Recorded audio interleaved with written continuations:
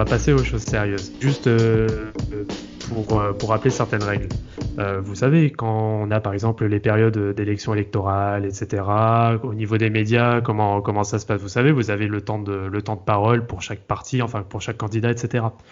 Eh ben, oubliez tout Tout à ça. fait. Là, vous savez quoi? Là, on sait que le temps de parole ne sera pas équitable. On sait que Damas va y passer 1 heure et nous, on va rester 3 minutes à peine dessus. Oh! Ah! Ça se passe comme ça? Ça se passe comme ça? La Attendez. dictature! Ah, l'Afrique! Tout ça pour dire qu'on allait parler des Jailblazers. Les Jailblazers! Bon, Vlad, vas-y, je te laisse parce que si tu me donnes la parole, je vais tout donner. Tu sais très bien que je vais tout donner. C'est pour moi, Non, je là. sais, je Vas-y. sais, je sais que ça te tient à cœur. Là, vas-y, fais ton intro, fais-toi plaisir. Eh, les gars, en fait, Team Duncast, je dis merci à Team Duncast et à bien entendu à Sport Content qu'on salue. Pourquoi? Parce que c'est l'équipe qui m'a dit, Damas, oui. C'est l'équipe pourquoi en fait j'aime la NBA. Les Jailblazers. Alors il faut quand même le signifier. Qu'est-ce que c'est que les Jailblazers? Ça a été noté dans la presse, la presse de Portland, d'accord, août 96, qui mentionnait plusieurs joueurs de Portland Trail Blazers, bien entendu, des joueurs de Portland, qui avaient notamment certaines péripéties en cas de faits divers dans la presse au travers on va dire du vandalisme que faisaient plusieurs joueurs dans la communauté de Portland. Alors, moi, j'aime cette équipe par rapport aux joueurs, leur talent, leur performance, mais surtout parce que c'était l'équipe qui, selon moi, était celle qui était capable de faire tomber les Lakers, que moi je déteste. Parce que moi, les Lakers, c'est une équipe de bandeurs comme ça, je ne supporte pas. Samuel, je suis désolé, mais j'en pouvais plus de vos gueules. Mais moi, Portland, déjà, je me suis identifié aussi à Portland parce qu'il y avait Scottie Pippen. Je trouvais qu'il était trop négligé par rapport à ce niveau aux Bulls. Et quand il arrivait aux Blazers, en plus d'autres mecs qui étaient dans cette équipe-là, notamment Rashid Wallace, parce que les Blazers, c'est un mélange de gros talents et de gros caractères, Rafik. Faut que t'en parles. Et parle-en bien, je te préviens. Non, mais bien sûr, déjà, pourquoi il y a eu beaucoup de talent, il faut mentionner le general manager qui est en place depuis un bon moment, qui a été amené par Paul Allen, c'est Bob Whitsitt. Et Bob Whitsitt, en fait, son credo, c'est le talent par-dessus tout. En fait, tu peux être quelqu'un qui n'est pas sérieux en dehors des parquets, tu peux avoir des histoires extrasportives très négatives. Si tu as le talent, il peut te recruter, il peut chercher un trade pour venir te chercher. Donc déjà il faut mentionner Bob Whitsitt qui est un peu l'architecte de cette équipe des Tout Portland à Trail fait. Blazers. Tout à fait. Et oui, en termes de talent, quand tu regardes les joueurs qui ont joué pendant cette période, tu dis merde, ils ont quand même une équipe taillée pour pouvoir prendre une bague NBA. Hein. Ils sont même allés chercher. Au bout d'un moment, ils avaient une équipe où tu avais Sabonis, tu avais Pippen, tu avais aussi des mecs en sortie de banc comme Schrempf. Tout à fait. Tu avais vraiment une grosse équipe. Vlad, pas de conneries. Hein. Oui, non, je vais pas dire de bêtises, non. Mais oui, en effet, c'est oui, très grosse équipe qui, bon, après pour rejoindre rapidement ce que dit Rafik, c'est vrai, pour moi, c'est l'une des deux réelles menaces, notamment oui sur les Lakers de l'époque, en dehors des Kings, avec honnêtement là, j'ai juste en face de moi les rosters, mais tu te dis comment tu peux pas avoir un titre avec ça? On est d'accord. C'est voilà, quel était le problème? Tu as tout quasiment à tous les postes. Qui sont quasiment doublés à chaque fois. Donc non, c'est très très grosse équipe qui a fait de très bons résultats. Bon, qui en 99 malheureusement passe tout proche de la qualif face aux Spurs. Hein. Heureusement qu'il y a qu'il y en a certains qui ont mis des gros shoots, notamment sur un certain Rashid Wallace, si je me rappelle bien. D'ailleurs, je sais même pas comment il a réussi à pas choper la balle à ce moment-là, mais bon, enfin bref. Laisse le shit tranquille. C'est vraiment laisse le Non, shit non, mais tranquille. T'es en train de jouer avec mon cœur. Non, je remets pas en question le shit parce que sa défense, elle est excellente, mais c'est là que tu dis comment la balle a réussi à passer entre ses mains, en fait. C'est plus sur le shoot en lui-même que je suis impressionné voilà, de comment ça a pu rentrer. Bon, enfin bref. Ouais, donc voilà, c'est voilà grosse période et en plus, moi j'aimais bien Arvydas Sabonis. On n'en parle pas Oh, assez, magnifique. mais c'est Merci. voilà le bon pivot, le bon bossman par excellence qui est capable en fait de tout faire. C'est l'un des pivots qui avait voilà c'est un 7-footer qui était capable voilà qui avait des mains en or. Donc moi je sais que Oui, j'aimais oui. beaucoup ce pivot là et malheureusement bon il était déjà un petit peu, on va dire un petit peu vieillissant vu qu'il avait fait une bonne partie de sa carrière en Europe. En Europe, Donc tout à fait. bon, voilà. Donc Mais après voilà, c'est une déception quand même ce roster, mais bon, on va venir plus en détail par la suite. déception, même grosse déception. Alors, c'est pour terminer avec Sabonis, c'est que c'était un joueur d'un très grand talent en Europe. Il a eu des blessures majeures qui ont beaucoup touché mais c'est son niveau de performance. Mais cependant, balle à la main, en jeu de passe, on se régale. Clairement, on se régale. Maintenant, Sabonis, la grosse contrainte, c'était la mobilité. Après, il a eu de la chance de pas tomber dans une NBA où on demandait au pivot de courir dans tous les sens. Donc, on a clairement pu voir son talent à l'œuvre et clairement s'est rapidement aperçu que c'était vraiment un joueur qui aurait vraiment pu causer des problèmes au pivot adverse en étant au maximum de ses capacités. Après, pour continuer ce qu'a dit Rafik, au niveau de Bob Winsett, il faut savoir que c'était un GM à l'époque qui était même demandé par d'autres franchises de d'autres sports majeurs américains. Il y avait également des franchises en NHL, au football américain, qui demandait à ce que Bob Winsett puisse prendre également la partition de ces sports. C'est pour vous dire à tel point que ce monsieur était d'une considéré comme un génie. capacité du travail. Non, vraiment, Bob Winsett a été recruté par Paul Allen et en plus de ça, qu'il faut le dire, Bill Gates. Bill Gates, qui était donc actionnaire minoritaire des Portland Trail Blazers, qu'on voit Microsoft dans tous les sens, ce monsieur s'est intéressé aussi à la NBA. Et il y a une phrase que j'aimerais de suite vous prononcer, monsieur, que Phil Jackson a mentionné, qui s'appelle « La meilleure équipe que l'argent peut acheter ».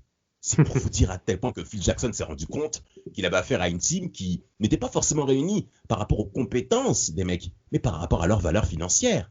Au niveau de la bourse de valeur du côté des Blazers, ça pète. Alors, est-ce qu'on peut mentionner certains noms de joueurs, les gars? Ne vous trompez pas, hein. Là, j'espère que... Qu'il a recruté? Ouais, qu'il a recruté, des passages avant d'aller plus loin. Il a recruté Rashid Wallace via un trade. Il était au Washington, Wallace à ce moment-là. Yes, tout à fait. Il a ramené Isaiah Ryder des Timberwolves. Un voyou.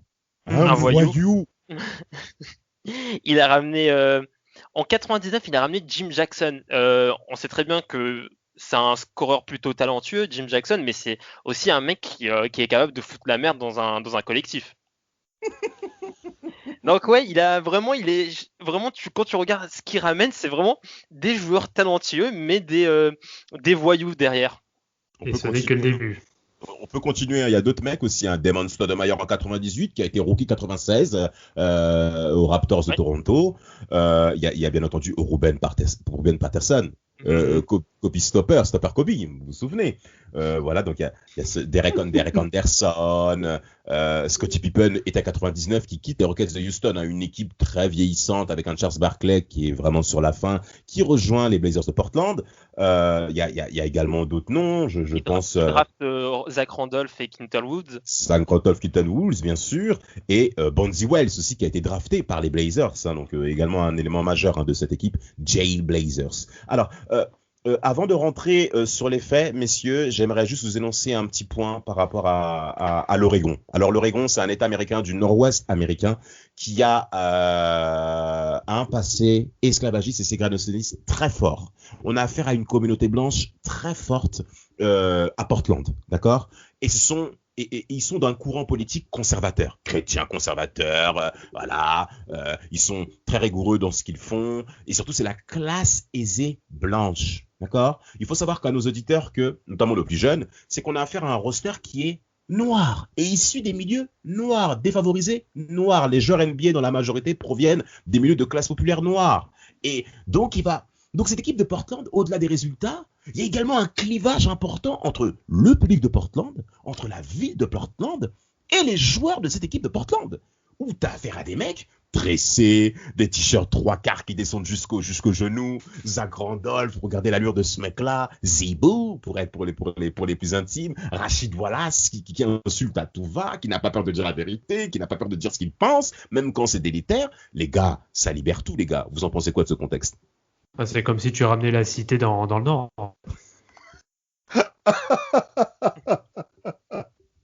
C'est comme ça. Pourquoi? Non, mais voilà, c'est là que tu as le décalage. Tu as un décalage complet en fait entre, on va dire, la globalité de l'État de l'Oregon. D'ailleurs, qui, je crois, est l'État où il fait le meilleur vivre aux États-Unis, hein, je crois. J'avais entendu ça. Hein. Mais bon, parenthèse fermée. Mais oui, non, c'est là que tu as la complète contradiction en fait entre le sportif et on va dire le social. Et c'est peut-être justement quelque chose qui va aussi donner aussi une image un peu dure justement de l'État de l'Oregon par la suite. Ouais. Et toujours par rapport au contexte, donc tu l'as mentionné au tout début, Damas, de ce podcast, le journal local qui surnomme les joueurs les Jay Blazers. Donc ça crée un peu de frustration chez les joueurs, mais aussi il y a un autre détail dans ce contexte, c'est que c'est aussi la seule équipe professionnelle de Portland. Yes. Du coup, tout le focus est sur cette équipe de basket. C'est pas comme par exemple à Boston, il y a les Red Sox, Yes. en plus des Celtics. Par exemple, quand Kevin Garnett est tradé aux Celtics, c'était une période où les Celtics ça n'allait pas très bien. Mm-hmm. Et en fait, l'annonce de ce trade, il a été fait uniquement sur une petite rubrique dans le journal, mais sinon on parlait que des Red Sox à ce moment-là. Yes. Donc en fait voilà, donc tout le focus était sur cette équipe de basket. Tout à fait. Sur l'équipe de basket qui, au niveau des performances, messieurs, on peut le dire, il s'est passé certaines choses. Hein. Alors, Vlad a parlé des finales 99 de la conférence Ouest face aux Spurs de San Antonio, que les Spurs vont emporter, hein, notamment sur des fan matchs où il y avait une meilleure maîtrise du côté des Spurs. Ils gagnent cette finale de conférence Ouest 99-4-0. Mais qu'est-ce qui s'est passé en 2000? Est-ce qu'on peut en parler, Vlad, justement? Je pense que ça a été l'un des grands virages. Hein. Oui, si je me rappelle bien, aussitôt que les trades avaient été faits, je crois qu'ils gagnent 42 de leurs 60 premiers matchs, non? C'est pas ça? C'est ça. C'est-à-dire que Portland est très très bien placé au classement pour faire face aux Lakers, qui eux aussi sont en quête de rachat. Hein, après l'arrivée de Shaquille O'Neal en 96, Kobe Bryant qui aussi qui commence à monter en puissance, et qui surtout l'arrivée de Phil Jackson était 99. Donc on avait affaire concrètement à deux équipes qui étaient prétendantes au titre. Beaucoup disaient que cette finale de conférence Ouest 2000 opposant les Lakers aux Portland Trail Blazers était concrètement la finale avant l'heure, parce que l'Est n'avait plus la force nécessaire pour faire front justement à ce qui se passait à l'Ouest. Et on peut rapidement basculer au match 7, messieurs, n'est-ce pas? Qu'est-ce que vous en pensez? Allez, vas-y. Faites pas les gars, hein. Vous avez intérêt à bien ouvrir vos oreilles. Mais en tout cas, si tu dis que c'est les Lakers, moi je suis pas d'accord. Mais bon, c'est-à-dire, vas-y, continue. Attends, mais il y a une avance de plus de 10 points dans le dernier quart. Oui, mais vous avez craqué. C'est pas les arbitres ou autres. C'est vous avez craqué. Quoi? Attends frère, t'inquiète pas, je vais te balancer un délire que Steve Smith a dit. Alors Steve Smith, c'était l'arrière-shooter titulaire de l'équipe des Blazers de Portland. Et jusqu'à aujourd'hui, on est en 2020, messieurs, dames. Et il n'a toujours pas avalé cette défaite au 4e carton du match 7 des finales de conférence Ouest 2000 contre les Lakers au Staples Center, il faut le dire. Donc c'est normal, il s'en veut. Dis quoi? J'ai dit, il s'en veut. Frère, attends, reste calme. Est-ce que tu trouves ça normal que les Lakers ont eu le droit à 37 lancers francs au 4e carton contre 16? Voilà. J'ai l'impression qu'on parle à un fan des Kings, là, on dirait. Même les Kings se sont fait boire. Ils se sont fait boire au match 6, 2002, les gars. Il faut que nos auditeurs entendent ça. Les Lakers ont été avantagés, Samuel, je suis désolé, mais les Lakers ont été avantagés pour leur victoire en 2000. Il fallait qu'ils gagnent pour l'image de la Ligue. Oui. Je suis désolé, les Blazers se sont fait frapper. Alors, je suis totalement d'accord avec vous, par contre, on s'est clairement éteint. On fait 3 cartons exceptionnels au Staples Center. Que je vous donne un petit peu le listing par rapport à cette série, parce que les Lakers sont clairement dominateurs. Hein. Shaquille O'Neal de la voiture fait du sale, Sabonis ne voit pas le jour. Les Lakers mènent 3-1 au cours de cette finale de conférence Ouest. Donc, on s'attend à ce que les Lakers gagnent au match 5 ou soit voire match 6, ok? Mais les Blazers ne se laissent pas faire et on remonte de 2 victoires. Notamment la part de Rashid Wallace qui concrètement dévore AC Green, hein, ok? Et qui permet justement aux Blazers de montrer une image que nous-mêmes on s'imaginait plus au travers de cette finale de conférence. Et au match 7, plus 15, et au 4e quart-temps, tout le monde s'éteint. Scottie Pippen, qu'est-ce que vous en pensez de Scottie Pippen d'ailleurs? On peut en parler? C'est le début de la fin. Hein. Ah, ça fait mal. C'est compliqué. Bah, tu sens que le pépère, voilà, il a eu une très bonne carrière et que faut arrêter le massacre. Il faut arrêter le massacre, mais surtout, c'est que moi, je m'attends à ce que Scottie Pippen, il puisse faire comme Jordan. Parce que c'est coéquipier de Jordan. Mais ce soir-là, il a prouvé qu'il ne pouvait jamais être Michael Jordan. Alors que c'était son but ultime, ça, en plus, hein, de vouloir prouver que, voilà, il était quelque chose sans Jordan, malheureusement. Tout à fait. Et malheureusement, il y a eu cet échec, notamment cette action fabuleuse du titre où Kobe Bryant crosse Monsieur Pippen. Et ensuite, il fait une passe à Shaquille O'Neal en alley-oop. Et vous vous souvenez de l'image du chat qui lève les yeux au ciel. Et concrètement, moi, ce soir-là, j'étais silencieux. Hein. Ce match était sur Canal+, je me souviens très bien, Georges Eddy. Moi, j'étais cuit. J'étais clairement cuit. Là, c'est bien. On voit l'aspect sportif, les gars. Mais maintenant, est-ce qu'on peut parler des faits caractériels de ce vestiaire? Rafik, on te laisse. Vas-y. Mentionne des choses. Les faits divers, mais c'est digne d'un magazine. Les magazines qu'on trouve au kiosque sur les faits divers, là. C'est vraiment la même chose, vraiment. Par exemple, je vais commencer avec Damon Stoudamire, Yes. Mighty Mouse. Yes. Donc vraiment bon meneur. Hein. Il a fait des belles saisons à Portland, à Toronto.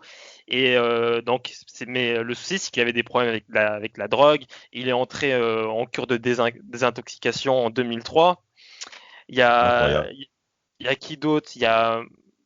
Allez, j'ai parlé de Quintel Woods, c'est drôle Quintel Woods.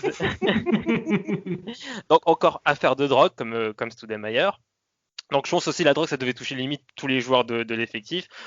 Des embrouilles avec Ruben Patterson et surtout des organisations de combats de chiens à domicile. Mais oui, Rafik, oui, des combats de chiens. Il avait 2 chiens dont le prénom, un s'appelle Sugar, donc en français le sucre, et un autre il s'appelle Hollywood. 2 pitbulls, messieurs, 2 pitbulls. Vous connaissez la puissance de la mâchoire de ces animaux, mais imaginez dans un combat de chiens d'un joueur NBA, dans son domicile. Il a gagné des sous sur des chiens. Mais comment Portland a pu recruter de tels mecs? C'est qui ce type?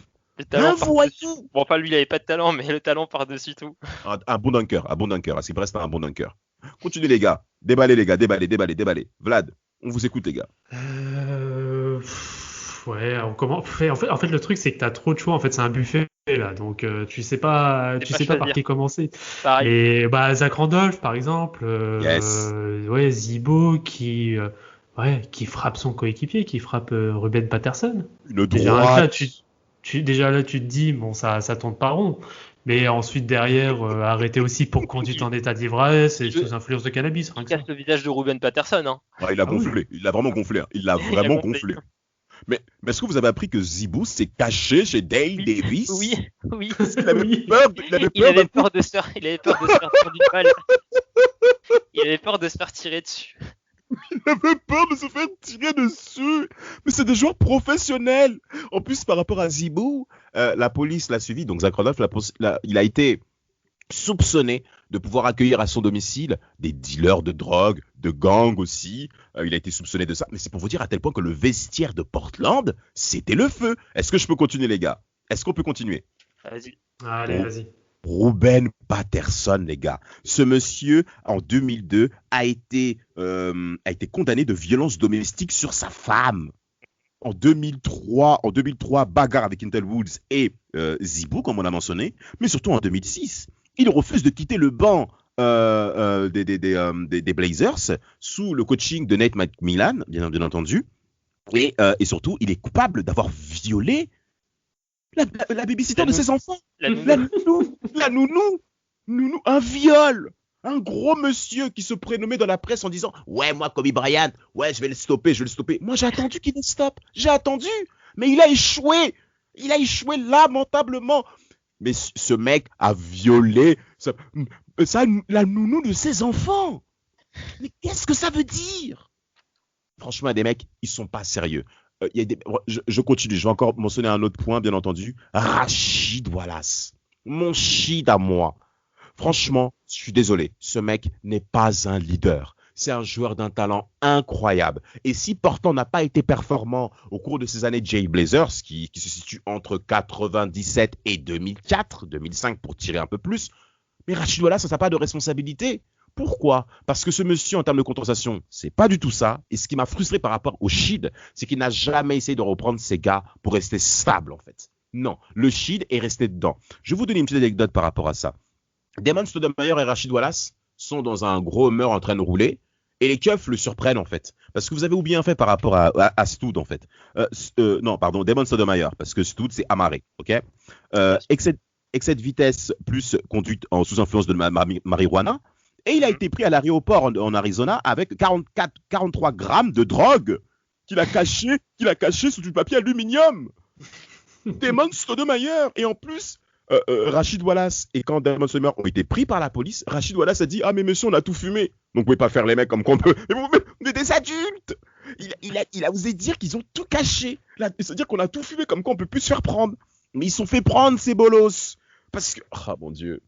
Franchement, les faits, on va continuer. Sean Kemp, qui est à bout de course au niveau de la NBA. Sean Kemp, vous vous souvenez, hein, Sonic Boom, qui est rentré en cours de désintoxication. Il est cuit quand il arrive à Portland. Totalement cuit. Totalement cuit.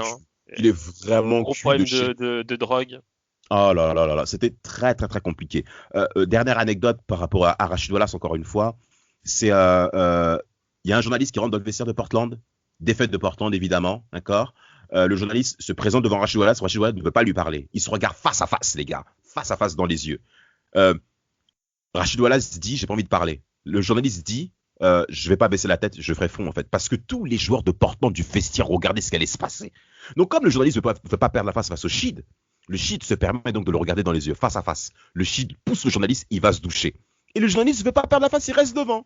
Et t'as Zach Randolph qui va voir le journaliste qui lui dit, mon gars, t'as intérêt à quitter le vestiaire. Parce que si jamais le Shid revient et il te voit encore dans le vestiaire, il risque de te faire une grosse crasse en fait. Donc casse-toi. Et finalement, le journaliste s'en va. Avec fierté, parce qu'il n'a pas baissé les yeux, tu vois. Mais c'est pour vous dire à tel point que ce vestiaire était dans un état de décomposition mentale. On a affaire à des gens qui ne sont pas intelligents émotionnellement, messieurs. Attends, en parlant d'intelligence, tu veux que je conclue parce qu'on est passé très rapidement sur le sujet, mais là, je pense que c'est vraiment, voilà, c'est le pois chiche sur le couscous. On va revenir encore lui, Quinton Woods. Quand il se fait arrêter par les flics pour excès de vitesse, bien sûr, évidemment sous influence d'une certaine herbe qui fait rire, qui fait sourire. Le gars, on lui demande ses papiers. Le mec a l'audace, mais je dis bien l'audace parce que là, tu peux tout imaginer en fait sauf ça. Le mec il présente une carte Panini à son effigie. Incroyable. Panini. C'est même pas, je sais pas, même un, j'ai même pas d'exemple en tête tellement que la chose est juste inimaginable, quoi. Juste pour montrer qu'il était connu et qu'il a cru qu'il allait passer au travers du filet. Non, au final, ça aurait été $1096 d'amende. Voilà. Et je crois qu'en plus, il a eu aussi écopé, parce qu'il a été jugé, hein, bien sûr.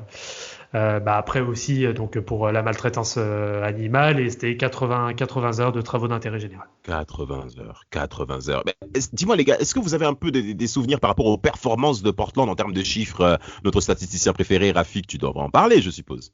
Parce que c'était plutôt pas mal en termes de chiffres, victoire en saison régulière. En termes de bilan, ils ont, en tout cas entre 99 et 2003, ils ont à chaque fois un bilan très sérieux. 35 cases pendant le lockout de la saison 98-99 et ils perdent encore en finale de conf. Ensuite, ils font 59-23, ils perdent encore en finale de conférence. C'est les 3 années suivantes. Ils vont encore avoir de très bons bilans de saison régulière, mais ils vont perdre à chaque fois au premier round. Donc on a du 50-32, 49-33, du 50-32, mais voilà, ça perd toujours au premier round. Et là, c'est C'est Maurice Chicks qui est à ce moment-là le coach. Yes. Et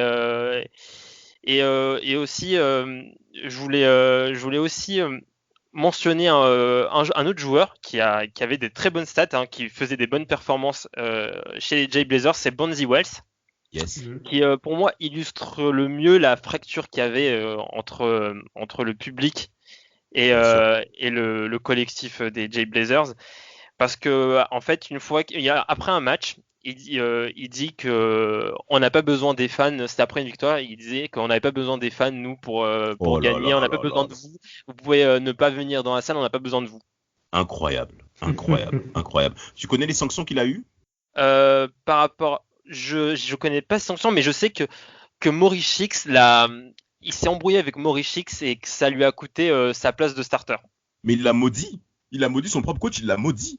Mais Je il l'a maudit, mais ça lui a même valu son transfert à Memphis, hein, je crois. Memphis, ouais, Memphis. Je crois que c'est pas les Blazers. C'est pas aux Kings d'ailleurs, lui?